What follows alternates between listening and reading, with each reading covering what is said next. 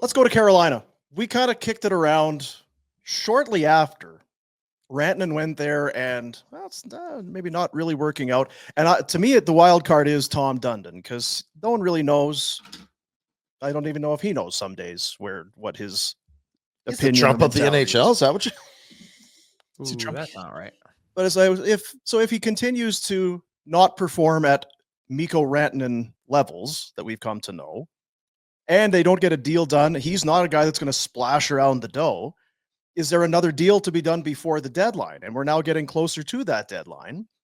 And it's sounding like it's not crazy talk that there's potential that another Mikko Rantanen deal could be coming before the deadline hits. Not crazy talk at all. And a lot of it is for the reasons you mentioned. This is an owner that is willing to pay if he sees a clear solution. And it's hard to look at, in a very limited sample size, anyone being able to definitively say in Carolina, this is a stone cold great fit. Plus the optionality that Carolina has, which is we can still flip this guy and get something back that either A, recoups what we gave up, or B, potentially provides us a better fit when it comes to improving this team for this year's playoff run, that I think they're one team in the league that wouldn't be afraid to do it. Man, imagine you ate him and half that money. You're selling Mikko Rantanen at 2.3. Yeah, 2.35.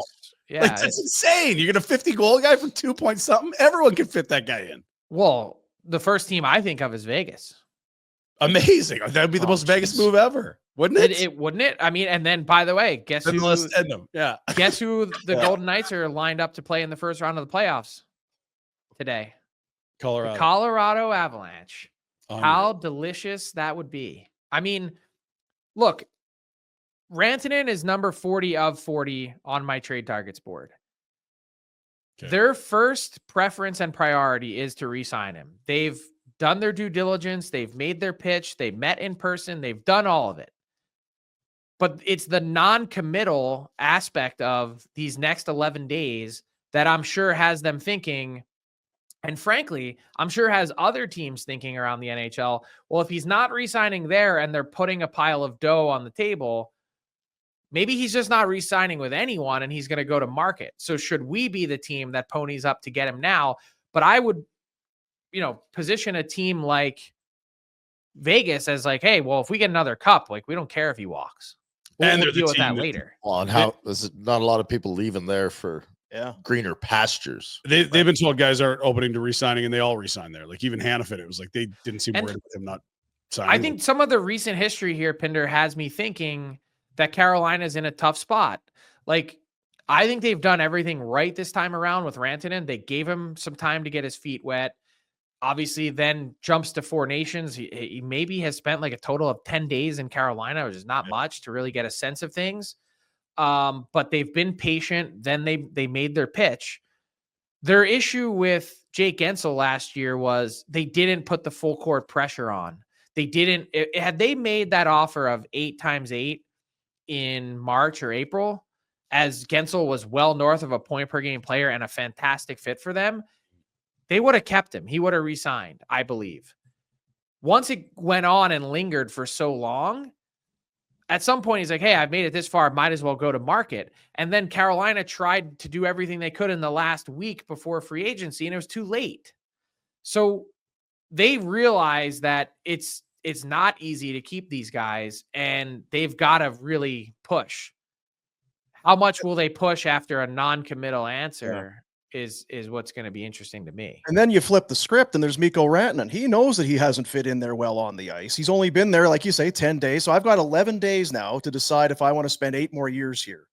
With your buddy Aho. Offer me 11, 12 million a year.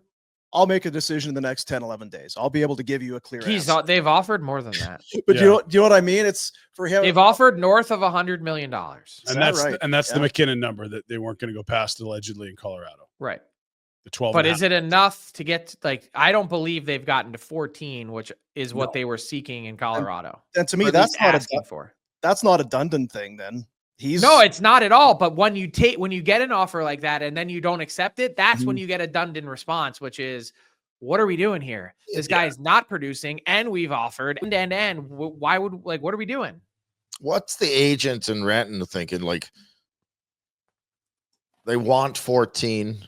Is free agency getting him 14? And is there a risk that by playing it out that if I'm playing at this standard, meaning I'm not with Nathan McKinnon? Yes, right. I think there's some risk, but like, pull the doors off for him. Again, we're talking about like the minimum baseline here is $100 million. If you get to, I don't know, 113, like we're talking like either way, Mikko Rantanen's safe. So like it's been de-risked. We're talking about how big of a boat you can buy, really, in the end of the day.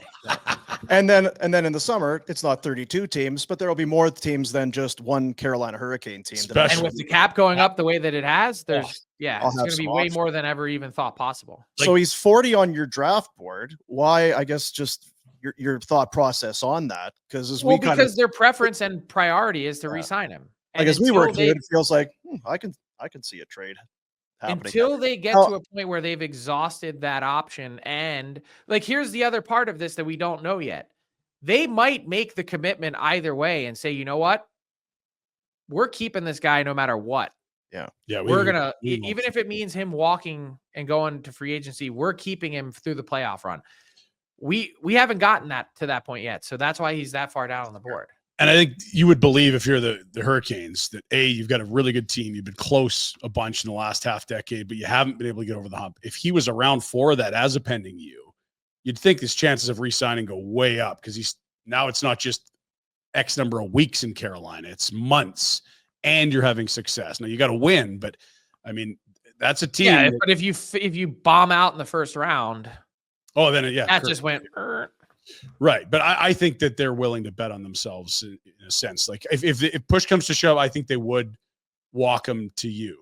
I don't know. I think it's a coin flip. I think they are just crazy enough to flip him. And I think they're also crazy enough to say, you know what? Doesn't matter what happens. We're going to let him walk at the end of it. We'll go chase Marner with that money this summer, like something like that. Right. Hey guys, thanks for watching. Be sure to check out more of our content right here on the Flames Nation YouTube page. We had a bunch of great long form interviews. You can check out some videos we've done as well outside of the studio.